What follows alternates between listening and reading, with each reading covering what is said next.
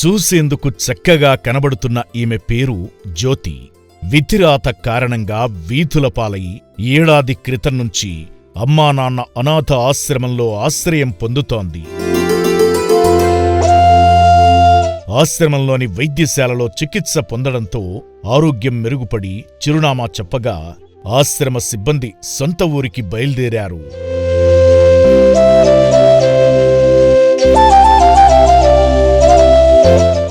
జ్యోతి చెప్పిన ప్రకారం మహబూబ్నగర్ జిల్లా తిరుమలంపల్లికి తీసుకెళ్లగా స్థానిక అంగన్వాడీ టీచర్ అరుణగారు జ్యోతిని గుర్తించి ఇంటికి తీసుకువెళ్లారు.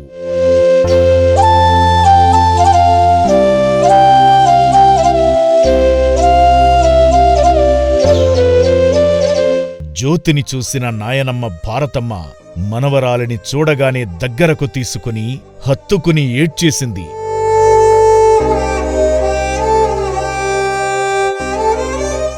జ్యోతి కూడా నాయనమ్మను చూసి తీవ్ర భావోద్వేగానికి లోనయ్యింది.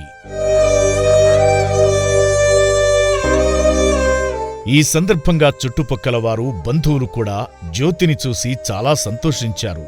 ఇల్లు వదిలినప్పుడు అనారోగ్యంతో మతిస్థిమితం లేకుండా ఉండేదని, ఇప్పుడు తనలో చాలా మంచి మార్పు వచ్చిందని, మా దగ్గర ఉన్న ఇంత బాగా ఉండేది కాదని అంగన్వాడీ టీచర్ అరుణ అన్నారు.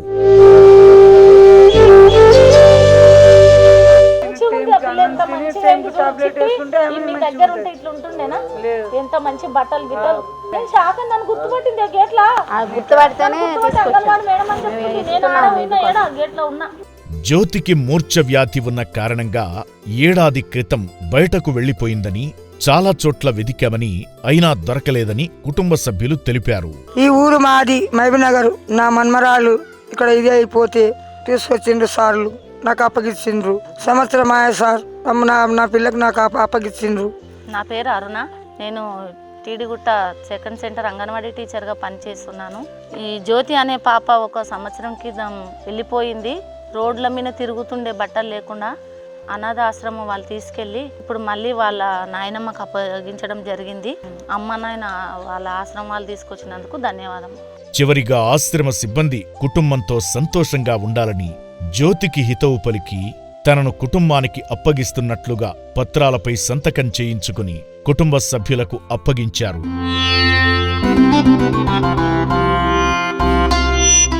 ఆశ్రమంలో ఉంటున్న అనాథలందరూ జ్యోతిలానే సొంతవారి చెంతకు చేరుకోవాలని అమ్మానాన్న అనాథ ఆశ్రమం కోరుకుంటోంది. ఇటువంటి అనాథలు ఆశ్రమంలో ఎందరో ఉన్నారు. ఈ అభాగ్యుల అన్నదానానికి మీ వంతు సాయం చేసి పుణ్యం కట్టుకోండి.